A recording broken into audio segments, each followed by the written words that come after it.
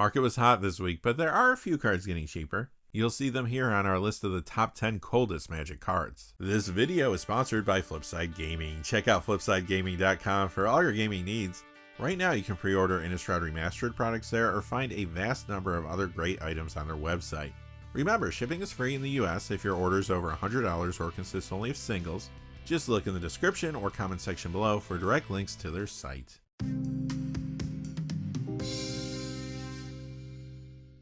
Hey there, this is John from Heroes and Legends, and welcome to another edition of the Magic the Gathering Market Watch, where today we're counting down the 10 coldest cards of the week. Like I said in the cold open, the market was red hot this week thanks to increased sales during Black Friday / Cyber Monday weekend. I really had to do some digging, but I was able to find 10 cards getting cheaper for our list this week. Remember, when we say cold cards, we mean cards that are going down in price, not necessarily cards that are seeing less play. As always, our list is based on two things: the percentage decrease in the value of the cards, as well as a decrease in the number of sales from week to week. Quickly before we get started, just one fast thing. I do want to say thank you to one of our silver patrons, and that is Joseph.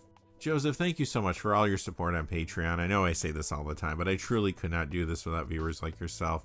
Thank you sincerely for that support. And now, without any further ado, let's get into it. Number 10, City of Solitude from Visions, down $1.01 to $12.35. That's an 8% decrease.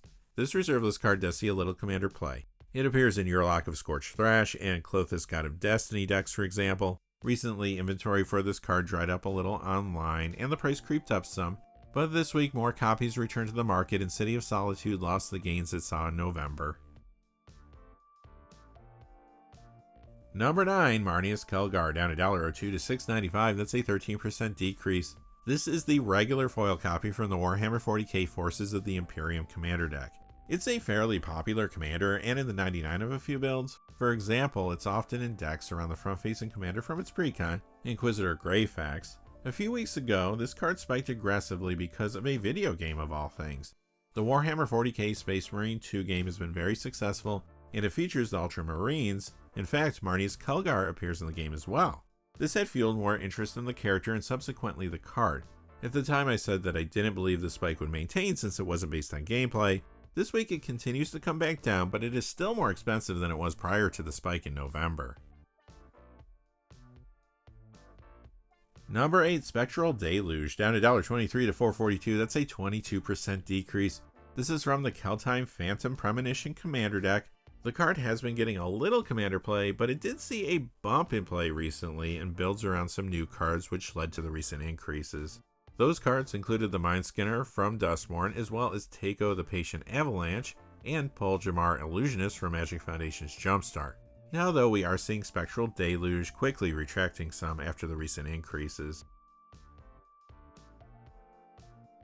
This was number 6 on our hot list last week. This week it's number 7 on the cold list, Perch Protection, down $1.41 to $4.99. That's a 22% decrease.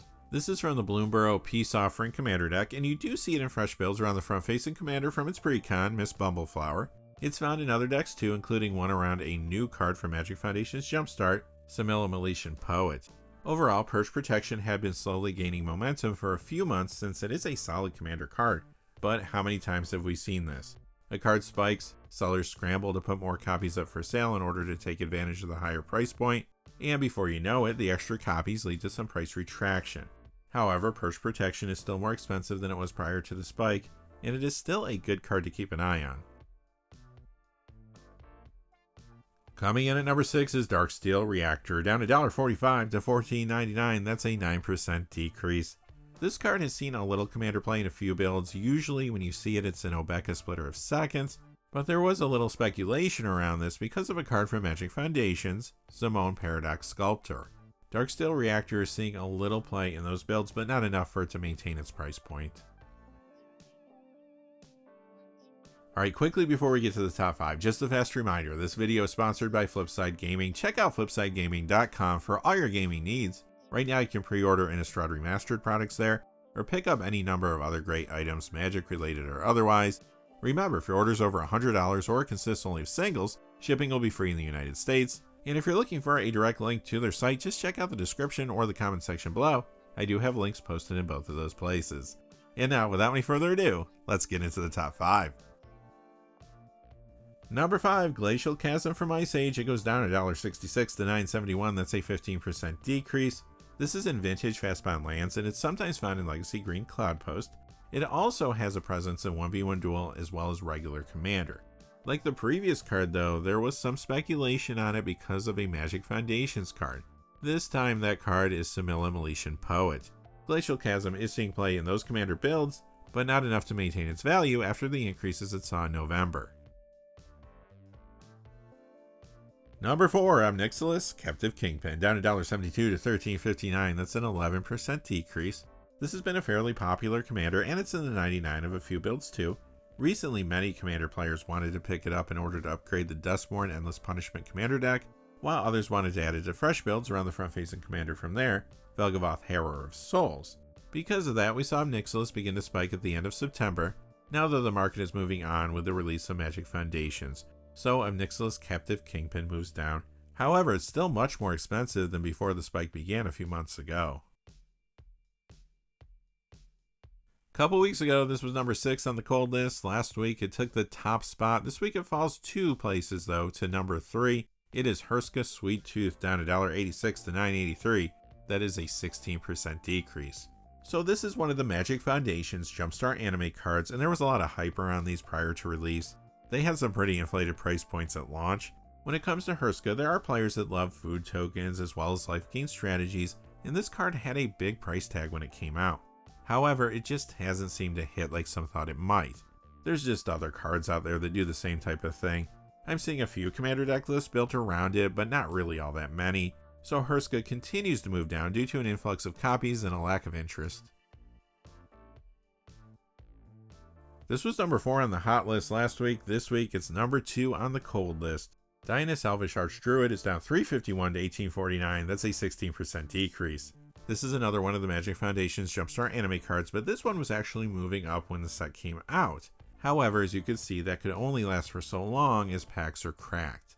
I do think this might have had a low price point at launch because people saw it was an uncommon, and you have to remember that common and uncommon designations don't mean the same thing in Jumpstart sets compared to regular sets because of the way they distribute the cards.